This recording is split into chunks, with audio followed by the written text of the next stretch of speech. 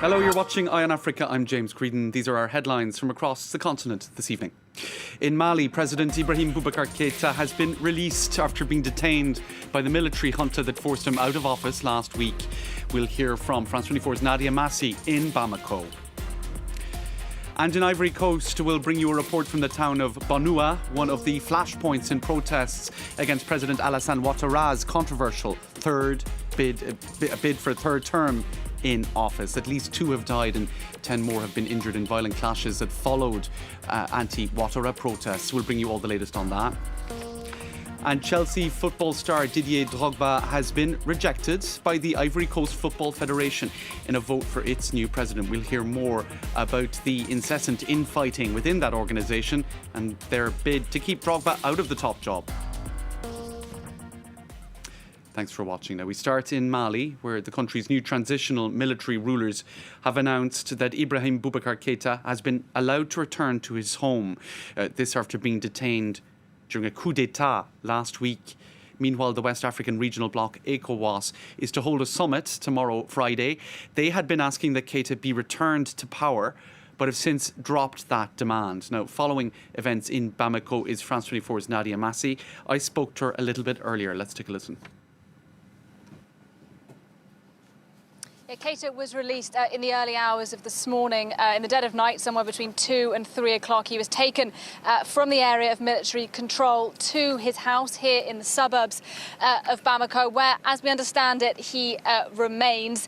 It's believed that he's under pretty close security watch to make sure that he doesn't try to leave the country following the coup. Now, I was on the streets of Bamako a couple of hours ago when it was announced that he had been released, and it was sort of met with a kind of shrug of indifference by the vast majority of people that we spoke to, because even though Keita may have been popular when he was first sworn into power after the last coup in Mali, in the past 7 years he's seen to be somebody who's really presided over a period where instability in the country has got worse, jihadist extremism has got worse, and Keita has failed to lift millions of people out of poverty. So many people here now want to say what happens after Keita, but perhaps the one group that is breathing a sigh of relief tonight that he's been released is ECOWAS, that West African regional body that had been calling for his release for several days now, and they have at least got their wish.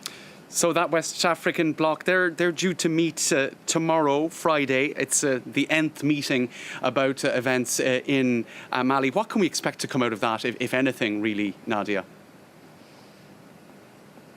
Well, look, we know what ECOWAS wants straightforwardly, and that is that they want stability in Mali. Stability in Mali for them means stability and security in the wider Sahel region, which has been plagued by this Islamist insurgent movement for several years now.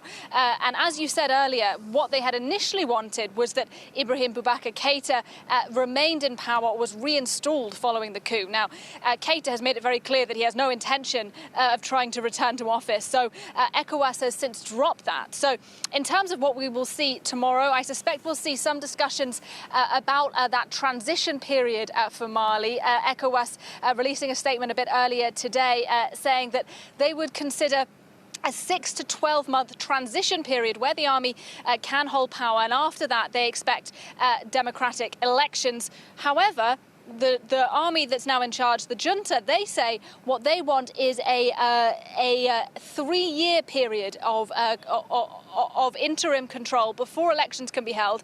That'll be one of the things that's being discussed tomorrow. Another issue worth talking about is sanctions. There are sanctions on Mali from ECOWAS nations following that coup. Several of the borders to Mali have been closed. Will they keep those borders closed, or will they reopen them to try and get some trade moving within the region? I suspect that'll be another issue on the table as well. Right, Nadia Massih talking to me a little bit earlier. Now, after 5 years of tense relations between Rwanda and Burundi, the two East African neighbours have finally reached an agreement on the repatriation of refugees.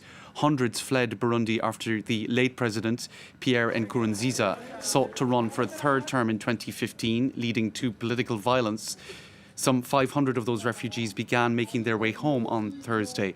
The new Burundian president, Evariste Ndayishimiye, has invited all those in exile to return home in a bid to mend old wounds and rebuild the country.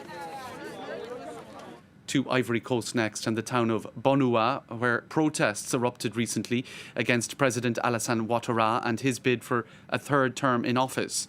His Prime Minister Hamed Bakayoko visited Bonoua on Thursday in a bid to calm tensions there. Demonstrations had degenerated into clashes between different communities in the town, which is about 50 kilometres from Abidjan. Our team in Ivory Coast went to see for themselves. Hundreds of protesters took to the streets of Bonoua earlier this month to voice their opposition to President Ouattara's decision to stand for a third term in office. What followed were violent clashes with police. Shots were fired, leaving one young man dead. An angry crowd then attacked the local police station. The police chief only just made it out alive. A period of tense calm followed the attack until women from the town's ethnic majority, the Abore, took to the streets again, following calls from opposition parties to protest. Il y avait un petit Djoula. Il était juste devant la mosquée et il a pris caillou pour lapider une d'entre nous. Elle a eu ça par le front, elle est blessée. This is when the political crisis transformed into communal violence. The Abore majority versus the Djoula, a term used in this context to describe foreigners from neighbouring countries living in the town. Abore-owned buses and businesses went up in flames. Djoula boutiques were also destroyed. Oui, on a commencé à casser leurs boutiques, leurs marchandises, tout est brûlé.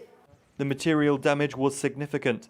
Paul Kakou runs several stalls in the local market. Ce que nous avons subi, tout a été, les magasins ont été détruits. He is calling for a de-escalation of the situation. Quand nous approchons vers les élections, chaque fois qu'il y a des marches, ce sont les commerçants qui prennent les pots cassés. Et ça, c'est pas normal. This is where the communal violence began, close to this mosque. The imam, who is of Abore origin but a spokesperson for the Djoula, is also striving for peace.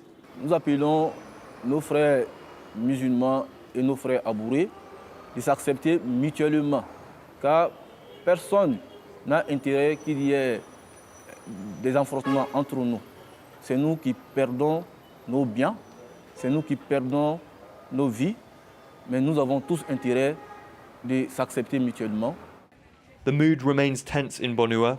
The slightest spark could send mediation efforts up in flames. Staying in Ivory Coast, but moving from politics to football, Didier Drogba is at the centre of a major drama in the country. He's arguably one of the greatest African footballers ever, yet he has been ruled ineligible to stand for the presidency of the Ivorian Football Federation. The country's football establishment is accused by some of trying to freeze Drogba out of the running. Sam Bradpiece in Abidjan has more. With Chelsea, he won 4 Premier League titles and a Champions League, and as captain of the Ivorian national team, he scored more goals than any other player in the country's history. And yet Didier Drogba has been told that he's not allowed to stand for the presidency of the Ivorian Football Federation. This will come as bitter disappointment for many fans. He really was the most popular choice.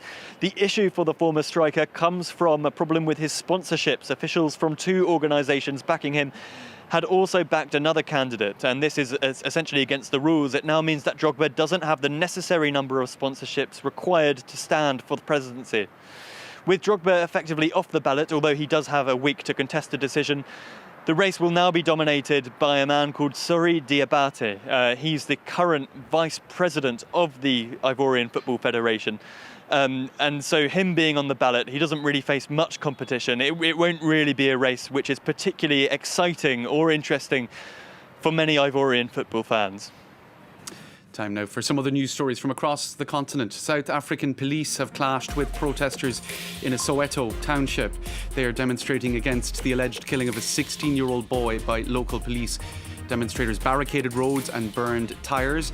Police have said in a statement that they are investigating how the boy was killed and allegations of police brutality.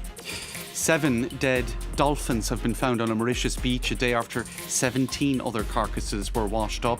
This follows an oil spill caused by a Japanese ship that struck a coral reef. Results from a preliminary autopsy on some of those dolphins are so far inconclusive, showing no trace of oil in their bodies. The board of the African Development Bank has re-elected Akinwumi Adesina for a second 5-year term as president. His reappointment comes after the bank's ethics committee and an independent panel investigated whistleblowers' allegations that he had abused his office. They cleared him of all wrongdoing in July.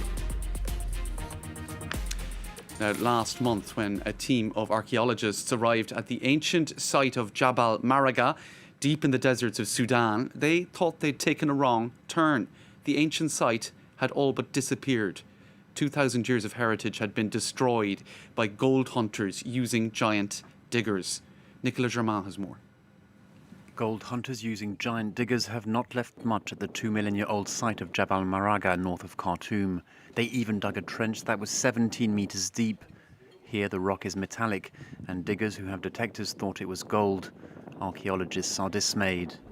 كان لمدة شهر في الموقع هنا. الموقع كان موقع هادي وجميل وما يتهبش زي ما بنقول نحن في الآثار. لكن اليوم لما جيت هنا يعني فوجئت واصطدمت شديد من الوضع اللي جيت عليه الموقع. Last month, a team of archaeologists and police officers found 2 mechanical diggers and 5 men at work here. The men were arrested, but released within hours. Archaeologists said the digger's employer probably knew some high-ranking officials.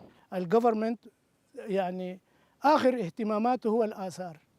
هي مجرد حكي إنه آثارنا أقدم آثار في الدنيا ونحن آثارنا أقدم من الآثار المصرية ونحن تاريخنا 7,000 سنة. تاريخنا أعمق من 7,000 سنة. Sudan's ancient civilizations built more pyramids than the Egyptians. These are in Meroe. But archaeologists say much more must be done by the authorities to protect such sites from systematic looting. All right, tonight's show was produced by Yenna Lee. Thanks to her and all the team. And thanks to you for watching. Good night.